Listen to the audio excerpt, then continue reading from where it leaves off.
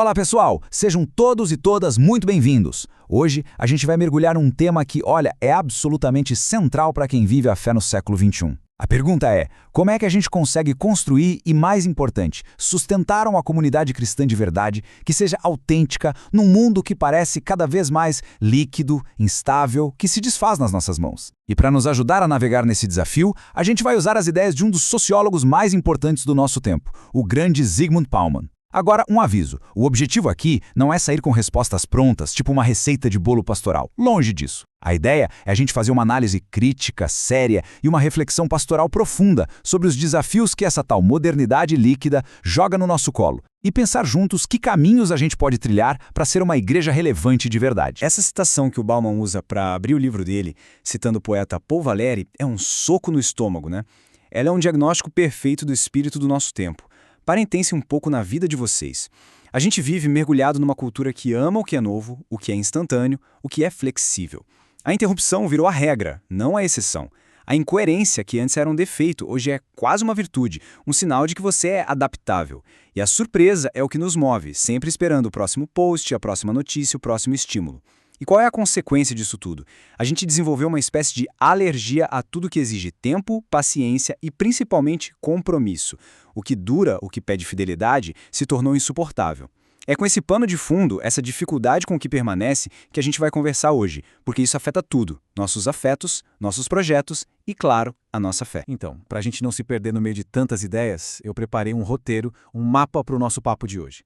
Primeiro, a gente vai entender o conceito-chave do Bauman, a sociedade líquida. Depois, vamos ver como essa sociedade joga nas nossas costas o que ele chama de fardo da liberdade individual. Na terceira parte, a gente vai investigar como a lógica do consumo invade a nossa busca por comunidade. O quarto ponto é delicado, mas essencial: o medo do outro e a busca por pureza nesses tempos de incerteza.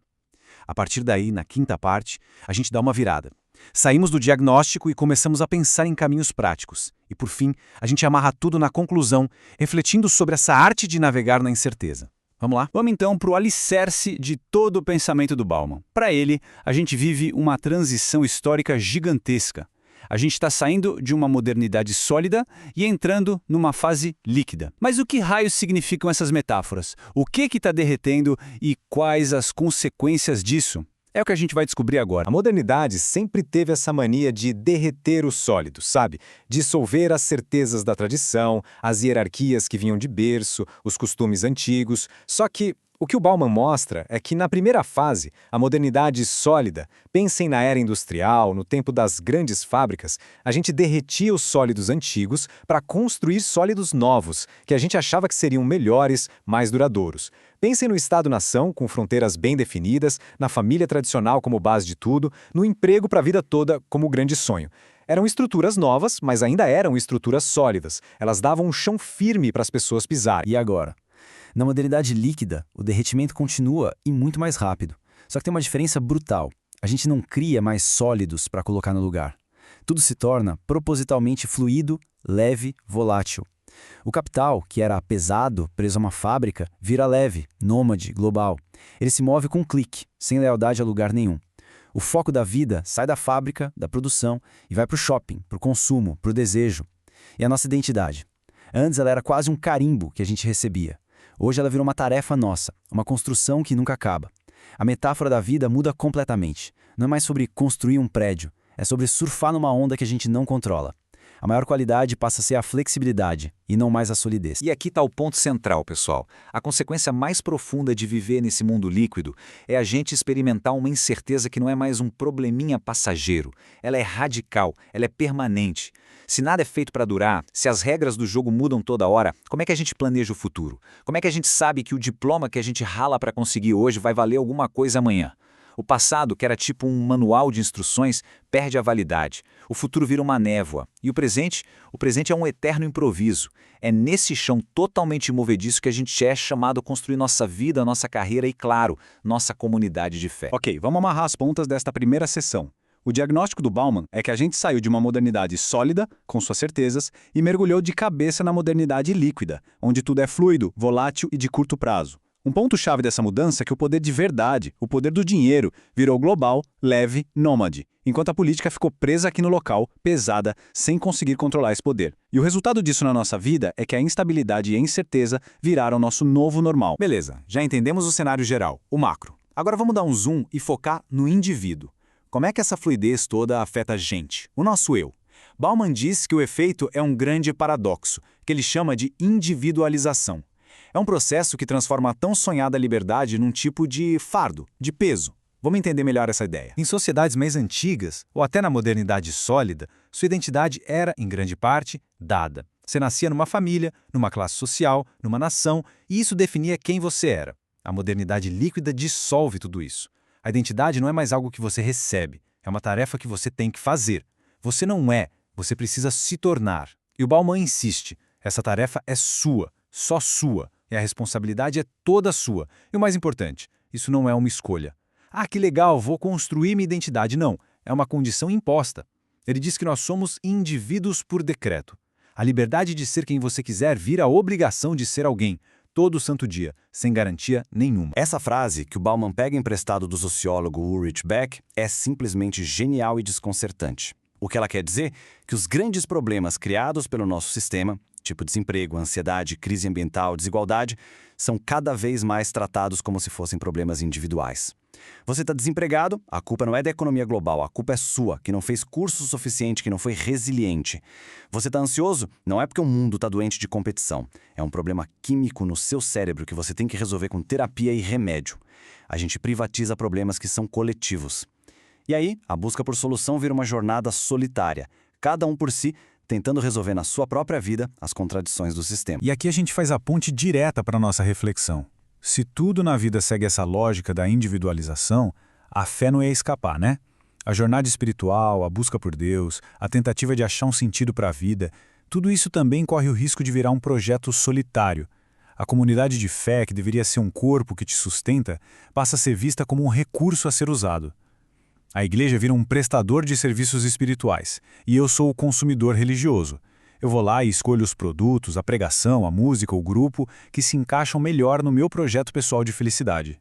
É uma mudança sutil, mas que destrói a ideia do que é ser igreja juntos. Resumindo a ópera desta segunda sessão, a modernidade líquida nos dá uma liberdade que vira um peso nas costas. O processo de individualização nos obriga a ser os únicos gerentes da nossa vida sem o apoio de mais ninguém. Isso faz com que a gente transforme problemas do sistema em culpas pessoais. E no campo da fé, o risco enorme é a busca espiritual virar mais um projeto de autoajuda individual do que uma caminhada compartilhada numa comunidade de verdade. Ok, então se cada um é responsável por si e se a gente é treinado desde pequeno para pensar como consumidor, como é que a gente busca comunidade? É isso que a gente vai ver agora, analisando como a lógica do consumo invade e bagunça essa área tão fundamental da nossa vida. O Bauman usa uma metáfora perfeita. Nossa cultura virou um shopping center gigante. E nas prateleiras tem de tudo. Estilos de vida, identidades para você montar, relacionamentos e, sim, religiões e comunidades. Nesse cenário, a gente deixa de ser um peregrino que segue um caminho de vida para virar um turista. Um turista que experimenta um pouquinho de cada coisa, prova várias experiências espirituais, mas não se compromete de verdade com nenhuma. A comunidade, nesse contexto, vira só mais um produto na prateleira. A gente avalia se ela está me dando satisfação imediata, se ela começa a dar trabalho ou a ficar chata, a gente simplesmente descarta e procura outra. E essa lógica de consumo cria um dos fenômenos mais interessantes e preocupantes que o Bauman aponta: as comunidades cabide. Pense no guarda-volumes de um teatro. Você chega, pendura seu casaco ali junto com os outros. Ou seja, você deixa suas angústias e sua solidão ali por umas horas. Durante o show você vive uma emoção coletiva, todo mundo junto. Mas no final, cada um pega o seu casaco de volta e vai para casa sozinho. Nenhum laço de verdade foi criado, nenhuma responsabilidade. Essas comunidades dão uma sensação intensa, mas super rápida de pertencimento. Elas são fáceis de entrar e, o mais importante para o consumidor moderno, são muito fáceis de sair, sem dor de cabeça e sem culpa. Olha que imagem poderosa essa citação. As comunidades são vendidas como arreios com zíper. Elas oferecem a sensação de segurança, mas sem o preço do compromisso. Você pode vestir a comunidade quando está se sentindo sozinho e tirar ela assim que ela começa a exigir alguma coisa de você, a limitar sua liberdade ou a ficar inconveniente. Dá para ver o abismo que existe entre essa ideia e a noção bíblica de koinonia, de aliança, de um pacto que envolve sacrifício, perdão e transformação. Para fechar esta terceira sessão, A gente viu como a lógica do consumo se espalha por tudo, transformando a religião e a comunidade em mercadorias. Isso nos treina para sermos onívoros religiosos, pulando de experiência em experiência. E o grande perigo, como diz Bauman, é que nossas igrejas virem comunidades cabide, que oferecem um alívio temporário e superficial em vez de serem lugares de aliança e transformação de verdade a longo prazo. Agora a gente vai entrar num terreno um pouco mais sombrio do nosso diagnóstico. A mistura explosiva de incerteza com identidades frágeis gera um medo profundo do que é diferente, do estranho. Isso alimenta o que Bauman chama de forma genial de o sonho da pureza. A modernidade tem uma obsessão por ordem, por colocar tudo em caixinhas. E aí a figura do estranho é um problema.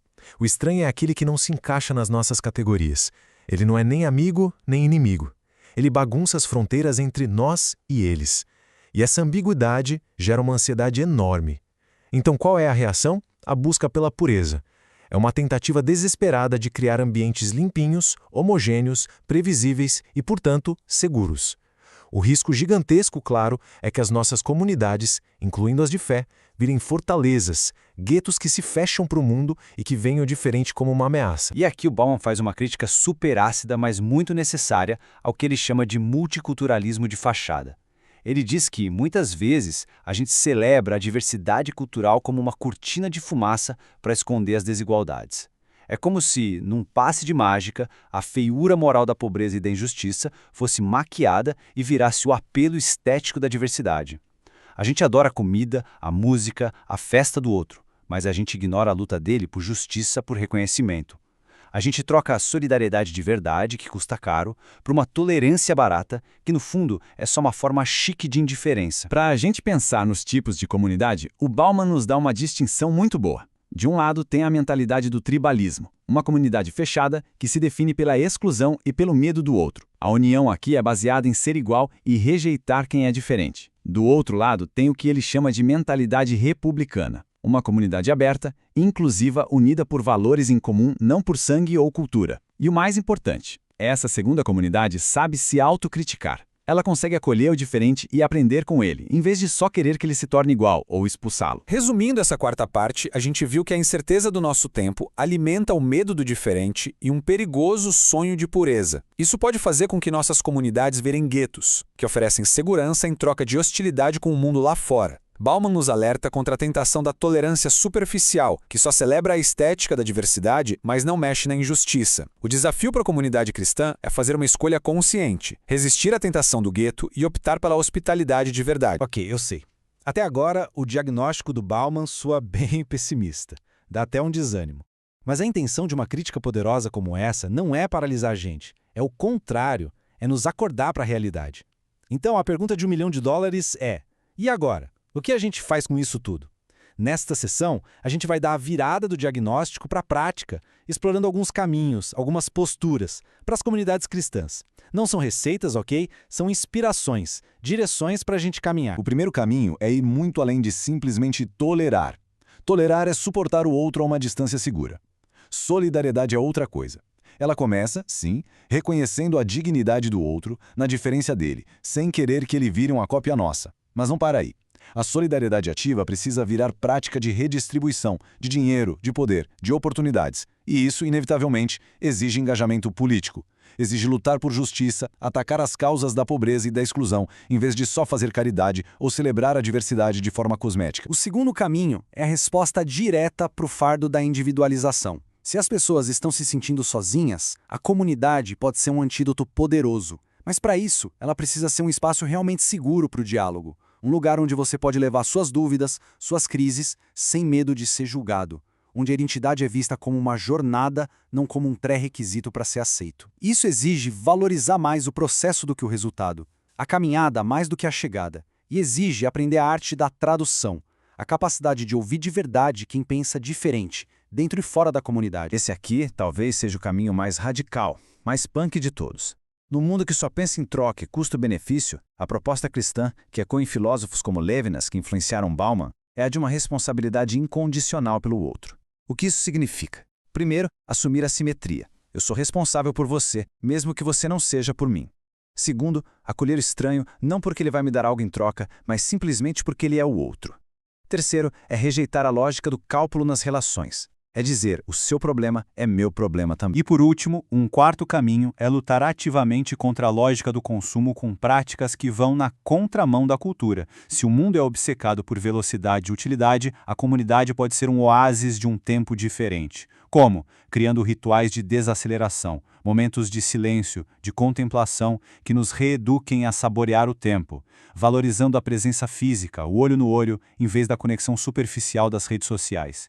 E principalmente exercitando a lógica do dom, da gratuidade. Dar sem esperar receber, celebrar o que não tem preço, como a amizade, a beleza, a festa. Resumindo essa sessão super importante, o diagnóstico do Bauman não é um beco sem saída, é um convite para a gente agir com inteligência e criatividade. A gente viu 4 movimentos, 4 posturas que as nossas comunidades podem adotar. Mover-se da tolerância para a solidariedade de verdade, do monólogo para o diálogo que transforma, da indiferença para a responsabilidade incondicional e da lógica do consumo para a prática libertadora da gratuidade. E assim a gente chega ao final da nossa aula. Depois de todo esse caminho, vamos agora amarrar as pontas e tirar uma lição final sobre qual é o nosso papel, a nossa vocação como comunidade de fé nesse mundo líquido e desafiador. O ponto central da nossa conversa é este. Bauman nos mostra um mundo de incerteza, individualismo e consumismo. O grande desafio para a igreja é não virar só um espelho disso, oferecendo comunidades cabide e um evangelho de autoajuda. Mas, atenção, a tarefa também não é tentar voltar com saudade para uma solidez do passado que muitas vezes era rígida e opressora.